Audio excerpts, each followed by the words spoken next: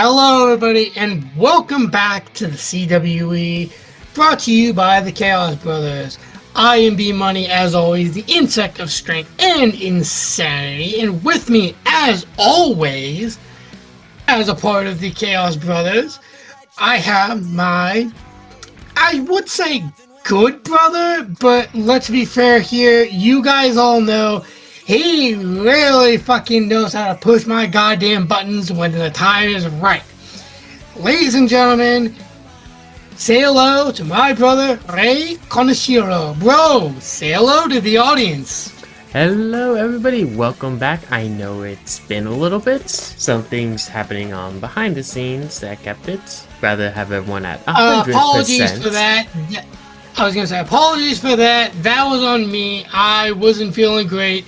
The week before, what was the pay-per-view, bro? I think it was just the last pay-per-view, no? Yeah, I can't remember.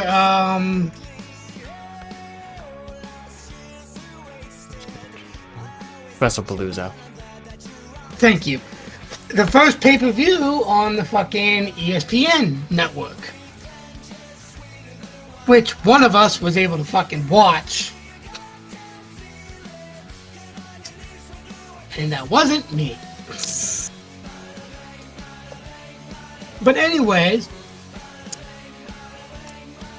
we are back for a pay-per-view with blood and money involved.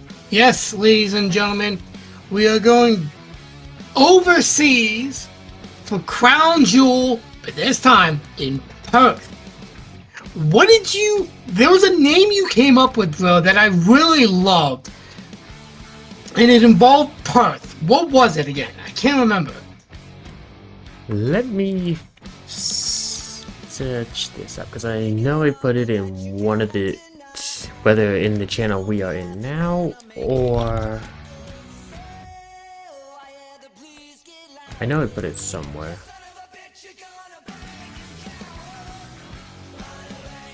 Because we were talking about Clash in Paris when you brought it up. I think that was when, because I remember talking about it with, like, the old Clash at the Castle, like the first. Yeah, we were talking about the old Clash at the Castle pay-per-view. And that's when you came up with the like the very first one. That's right, it was Cardiff, and I had brought up, instead of having it get called Clash at the Castle, having it get called Carnage in Cardiff. Okay, that's what it was. I fucking, the countries over there are so fucking weird to me. I always get them confused. No offense to those countries. I am just fucking uncultured in your fucking nations. If you think that's racist, go fuck yourself. Anyways, let's start the predictions off with... I just thought of something else. Go ahead. For Paris. Let's hear it. Parish in Paris. Oh my god, fucking WWE needs to fucking hire you. Get to it. Anyway, we have Roman Reigns going up against Bronson Reed in a match that Bronson quote-unquote invented, that being an Australian street fight, which is basically a street fight, but, you know, down under, with all the kangaroos and bullshit like that. I know that's fucking cowboy, but fuck it, I don't care. Yeah, again, I like both wrestlers, but I personally think that Roman's gonna take it, even though Bronson Reed hasn't apparently lost this match ever. Yeah, it's just a street fight, like, you know, can we come up with, like, a fucking name and an actual new match type, and instead of being like, oh, fucking this city street fight, or this continent street fight, fucking, it's so goddamn stupid. It's a street fight. What about you, bro? Yeah, when you first put that in there, I'm like, okay, so we are having a street fight. There's nothing else to it. That's just a street fight. Now, if they actually had a fucking kangaroo in there, I think that'd be fucking entertaining. Watching them try to fight a goddamn wallaby.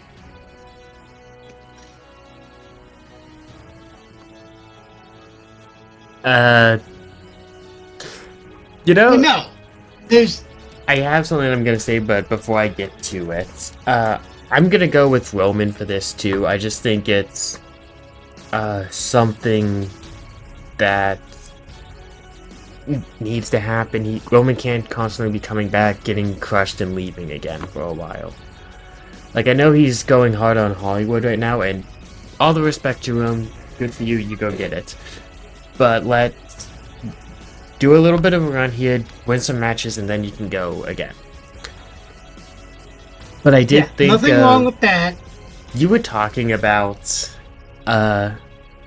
making a new match type, and I know it's not like a full new match type, but for Australia, because Okay.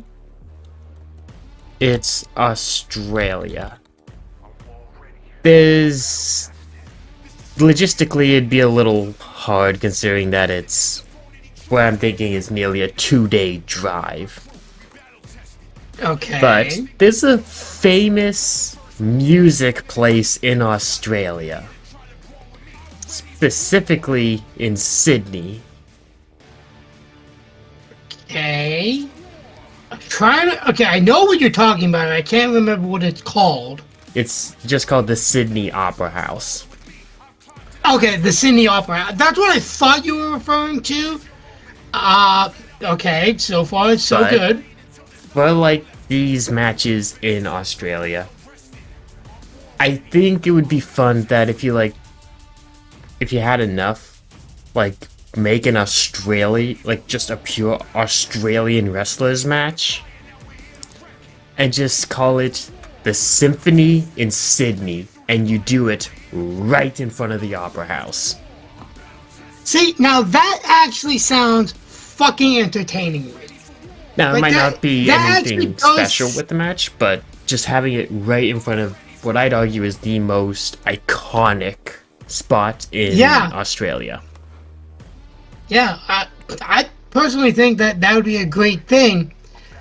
Unfortunately, you know, the Australian government is quite fucking stupid when it comes to bullshit like that. But we're not talking about politics today. Or But ever. what we are gonna talk about is the next match, which is Rhea Bloody Ripley, which I believe that's gonna be her name going forward, is teaming up with Io Sky to face against the Kabuki Warriors of Asuka and Kairi Sane after they dumped Io when she lost the Women's World title to a person that's going to be coming up here very shortly. Bro, who are you choosing to win this? I am gonna go with the Kabuki Warriors, which, for those who know, and my typical shtick, might find it a little weird because of Rhea. Let's not forget, she's an Aussie. She is an Aussie. She's an Aussie bloke. But I am gonna go with, well, I think both of the Australians to lose. Yeah. I'm actually picking against both Australians. Bronson Reed's Australian too. Oh yeah, that's right. I forgot Bronson. I almost thought you were saying Io is Australian. I'm like, she's fucking Japanese, dude. No, not EO. I was about to say, fucking, you don't know your goddamn culture, you fucking swine. What I'm the not fuck? that bad. I know I'm American, but I'm not that bad. I was gonna say, you're smarter than some Americans we fucking know. But yes, I'm gonna go with the Kabuki Warriors, completely unintentionally causing both Australians to lose. I could see Rhea winning this one just so they can have some hometown victory for it. But I'm still gonna go with the Kabuki Warriors. This one, I think he did say this is like a coin flip match. And I gotta agree, it is a coin flip match because on one hand, you got this, the Kabuki Warriors, they've been dominant, they've been beating the shit out of fucking Io and Rhea for, I want to say, like a few weeks to a month now. And then you have Rhea and Io, and it's just like, okay, you can't keep making Io lose to these. At some point, she's gotta win against them. So, I don't know. I'm actually going to go with the Kabuki Warriors with you on this one. But I do want to see Io and Rhea win. Now, mind you, the Kabuki Warriors, I believe, are going to win dirty. However, I also predict that after the match, Kyrie might have a change of heart towards Asuka and turn on her after they win. If Asuka keeps going overboard and attacking Io. So I'm going to go with the Kabuki Warriors, but I'm going to say Kyrie's going to turn on Asuka after the match. I don't think that's going to happen here, or at least not yet. I do think Io picks up the first win and kind of turns the tables a little bit later on in a 1v1 match versus Kyrie. Since Kyrie, I don't mean this badly, but in terms of like how the directions are facing, is the weak link on the Kabuki Warriors right now. And you could tell she's not enjoying, what Asuka's doing to someone that she was a tag team with in NXT, mind you. Mm-hmm. And I think she's going to be turning on Asuka. I don't know when. I'm predicting this Saturday, but it could be later on down the line. I'm thinking later. Next match, we have, for the final time in Perth, for the final time, these two will face each other. John Cena, the 17, never seen, blah, blah, blah, blah, blah, fucking retirement tour, fucking schmuck, is going up against, honestly, someone in recent times that I would say is a good rival to him back in 2015, 2014, when he debuted at the Rumble. That being AJ Styles. They will face each other one last time. And no, I am not choosing this person solely because of anything to do with how I like them or not. I'm going to go with this because the crowd wanted him to face John Cena. I'm going to go with AJ Styles. Not because I hate Cena, mind you. But, the crowd for I want to say a month or so have been chanting, we want Styles versus Cena one last time. And he even wanted it. But the fucking company wasn't actually going to do it until they finally were like, shit. They won't shut the fuck up. I guess we gotta give it to them. I might be wrong on this one, but I'm gonna go with Styles to pick up the win against Cena. Now, everyone might be saying, oh, that's a dumb thing. Cena's gonna win because it's a retirement tour. Two examples. Cody Rhodes, Brock Lesnar. Cena lost both those matches. So it is possible for Cena to lose a match. What about you, bro? I was gonna say, just because it's a retirement tour doesn't mean that he's going to win. I think they've made this extremely obvious at this point. Because it's not just pay-per-views that it's been happening. He's been getting his ass beat from what I've seen on Raws and SmackDowns too, just on normal weekly shows. And at least for me, that's kind of taken the excitement out of the retirement tour a little bit. So I feel like Cena needs this win more than AJ does. I know AJ recently announced that he's going to hang up the boots soon as well, but I feel like this is more of a need for Cena than it is for AJ. So give me Cena to win this. If nothing else, then he needs it to reinvigorate some energy into the retirement tour. Now, I believe there are, including this, there are 4 more dates that Cena is going to be appearing. The last one, I believe, is going to be December 13th, which is, I believe, Saturday Night Main Event. Yes, I know that for sure. He's ending at Saturday night. Yeah, which, honestly, I mean, I've heard people say, like, this is so goddamn stupid. Why have him retire the same way Goldberg did? I gotta agree with them, you know.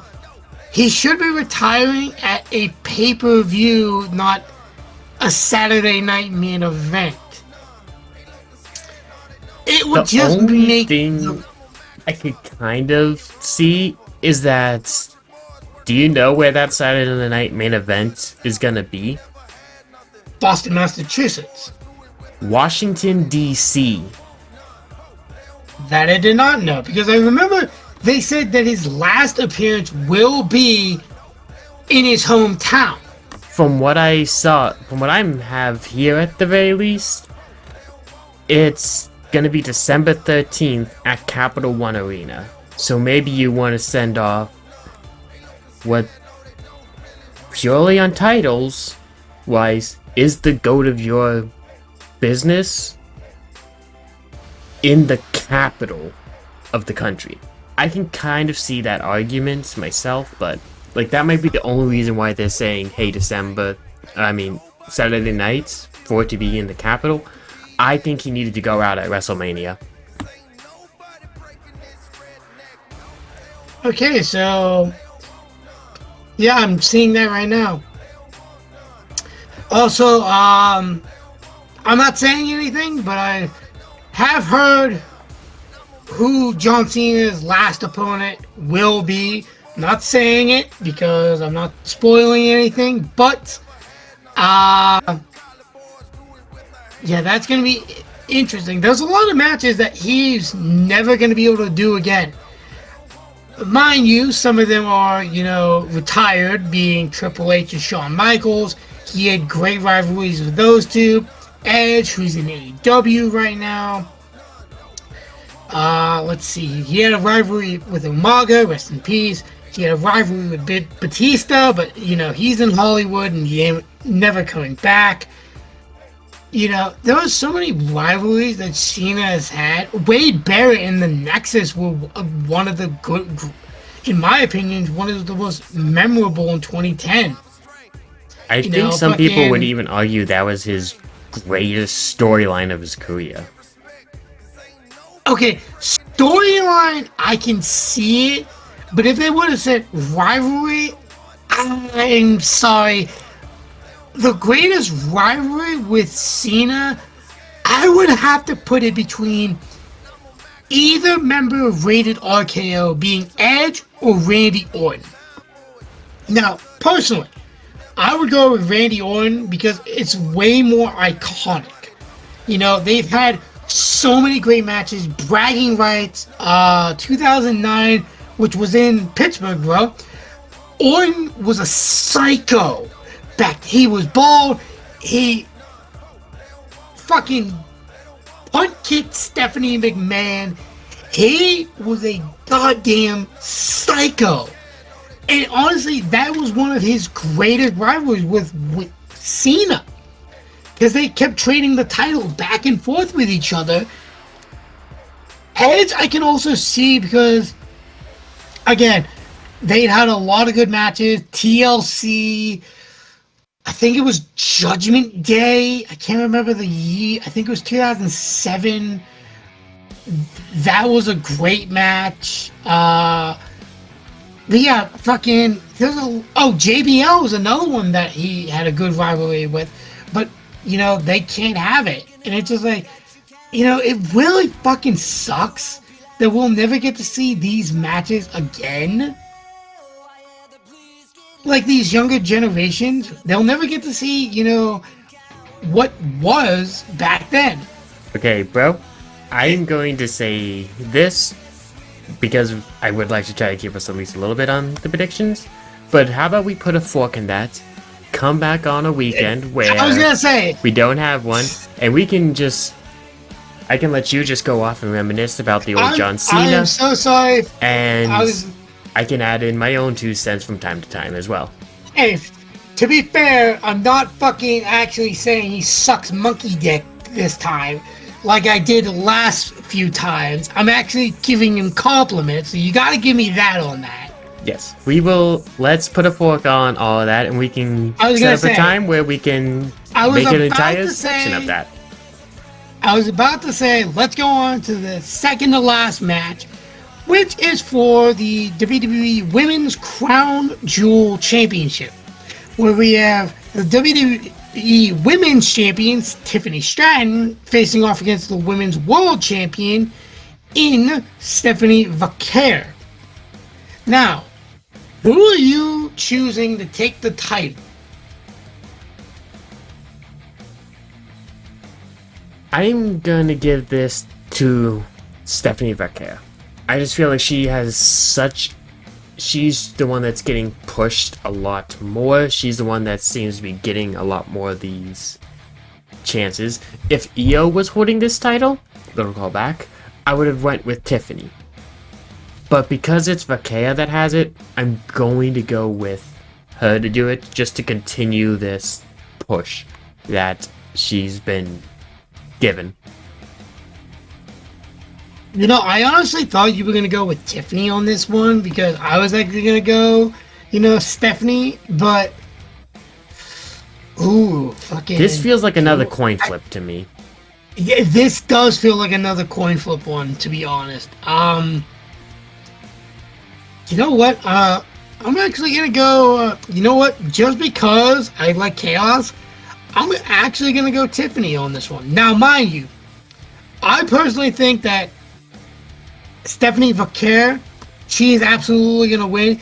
But I'm not going to lie, this match might be match of the night, because Stephanie is, not going to lie, pretty fucking great in the ring. And I'm actually glad she's in WWE, not AEW, even though the fucking AEW fan base were bitching, saying, oh, they stole her. First of all, she tried out in 2018, dumb fucks. Way before AEW was a thing, so suck my dick and shut the fuck up. They might have a hot take later. Yeah, anyways, on to the last match we have for the WWE Crown Jewel Championship. We have the WWE Champion, Cody Rhodes, versus the World Heavyweight Champion in Seth Rollins. Now, for this one, bro, I'm going to say one of my co-workers, we talk about wrestling, he thinks Seth Rollins is going to win this. I don't know, I told him, I don't know, Cody could win it. And he's like, no, he's totally gonna win it. Personally speaking, I'm gonna say Cody win this, but I feel like there's gonna be some shenanigans in the match. Maybe a turn of a certain walrus. Maybe a beast comes out. I don't know. What about you? Who are you choosing? You talking about your co-workers, we don't work together. Surprisingly enough, no. My one co-worker, actually, me and him do talk about wrestling, and it's not actually you, surprisingly. We don't work together. But I agree with him. I'm not a 100% it's going to happen, Seth is gonna win, it's easy choice. Like, no, not at all. I can see them giving it to Cody. He's the golden child right now. But I think this should go to Seth. I think this should go to Seth. I think he should win it. I'm gonna choose him to win it. And here's the one that I said I think might be a hot take. I think this match between Cody and Seth says nothing to do about the wrestlers. I think this one might be the the third best match on the card if everyone goes up to potential.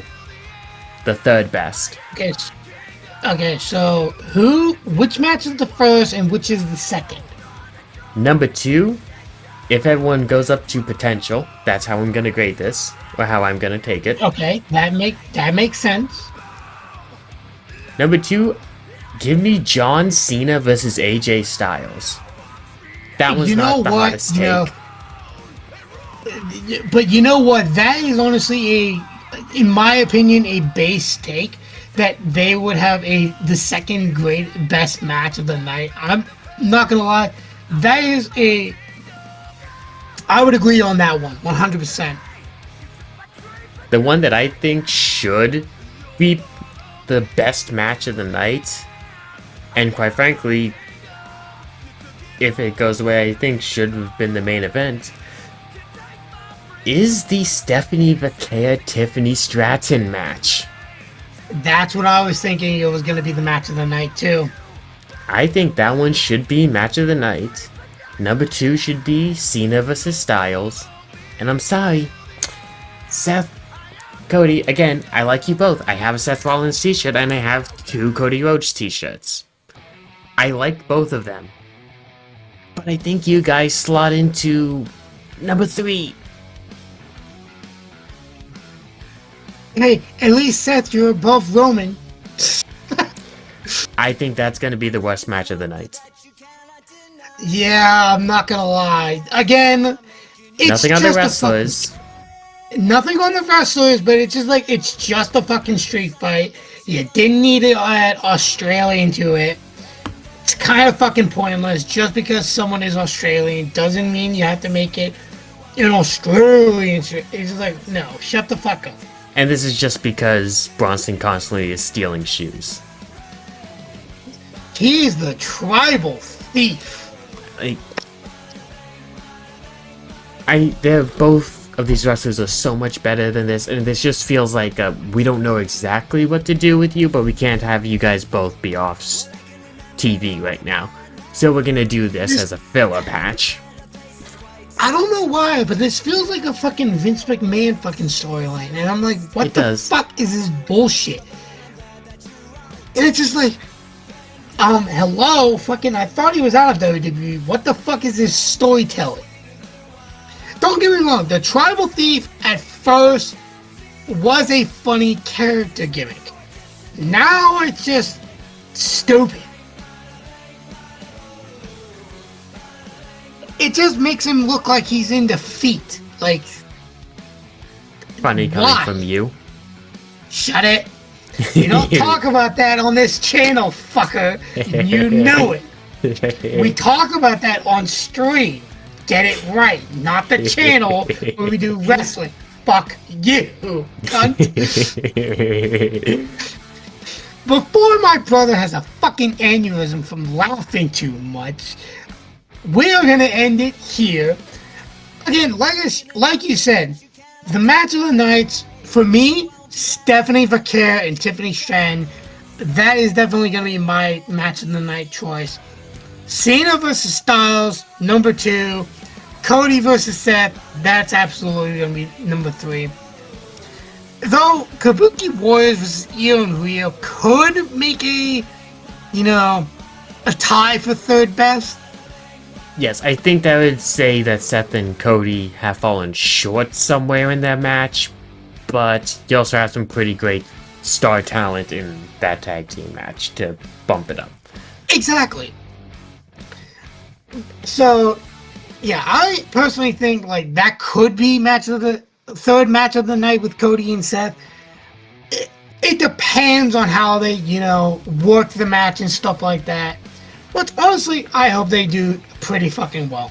I'm sure they will. But, anyways, that was Crown Jewel Perth. My name is B Money, as always. And I am Reiko Nishiwo. And bro, as we always say on the channel at the end of every video, in 3, 2, 1, fuck PG. Thank you everyone for watching, and we'll see you in the next one. Peace.